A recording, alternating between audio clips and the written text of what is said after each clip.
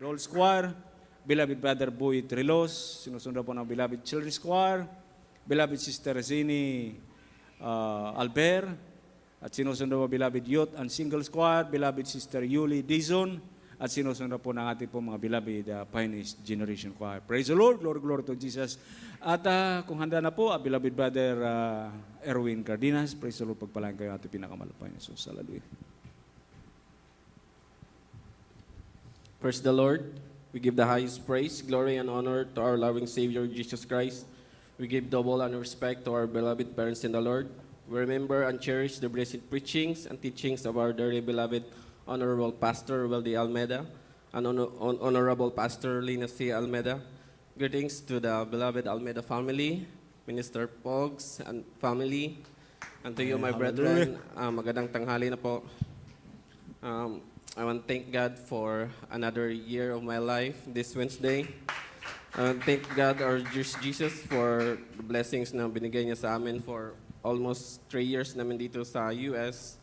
Although nandyan yung blessings, nandyan din yung bad news, but more on blessings na binigay niya sa amin dito.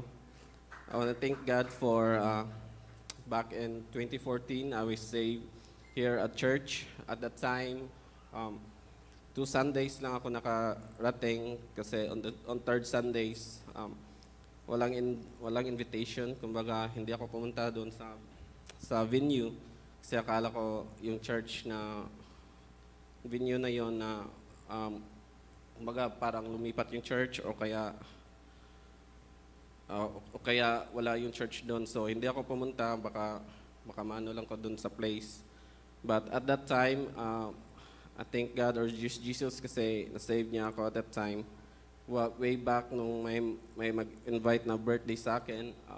At that time, after my work at orientation, maraming yung coworker ko yung nag-invite sa akin na umattend dito sa church. And then I was attend only 2 Sundays. And then third Sundays, wala na.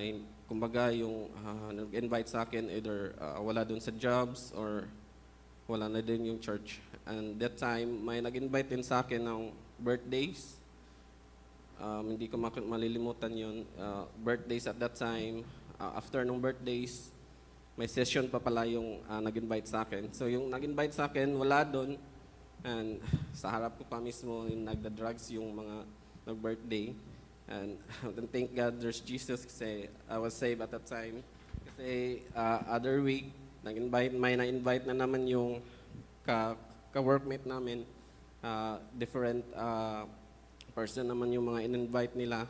But at that time, then same place, na-raid ng mga police yung place na yon. Thank God kasi wala kami doon. Iba yung mga tao na na-raid doon. Thank God or Jesus for saving me.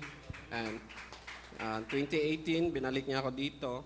At that time, hindi ko alam na Jesus Miracle pala yung kay Mrs. Kasi nung nagsisimba ako, lagi lang ako naka-shorts.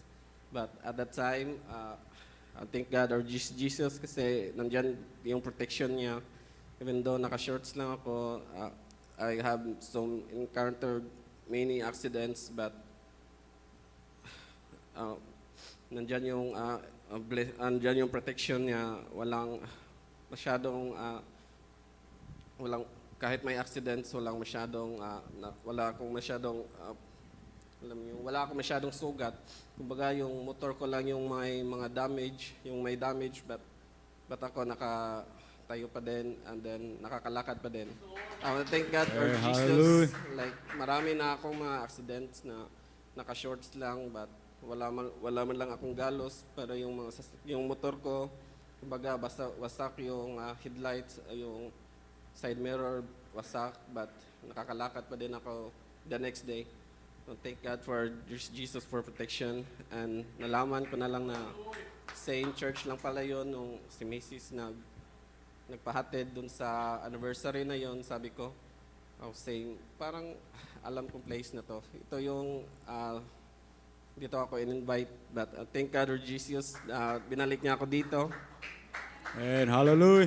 I want to thank God for blessings na binigay niya sa amin for almost 3 years namin dito na nakarating kami dito. And then binigyan kami ng 2 baby na healthy. Praise the Lord. Hallelujah. Wala kaming gasto sa pagpapanganak kay Mrs. And then, want to thank God, last year, after spring break, yung akala namin yung pangalawa naming baby, hindi na siya mabubuhay kasi at that time, yung student ni Mrs. Nagalit sa kanya for accused of cheating. So, tinapon yung chairs or tables sa kanya. Buti lang hindi na tamaan si Mrs. But grabe yung ni Mrs. yung panginginig niya. And then hindi ko alam kung ano yung gagawin kasi nasa bahay lang din ako. At for whole week, dinala si Mrs. sa hospital kasi yun yung recommendation ng school. Sabi naman ng doktor, kumapit yung baby. I want to thank God for that. Yung Praise baby the namin Lord. today, Hallelujah.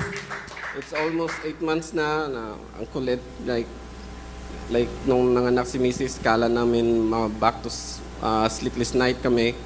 But I want to thank God for nakakatulog pa din kami kahit 6 hours or 8 Beloved hours. Squad, Dahil prepare. tuwing gabi kasi nakakatulog din yung baby namin. Nakala namin bumabangon yung paggabi, pero pagtulog kami, tulog din yung baby namin.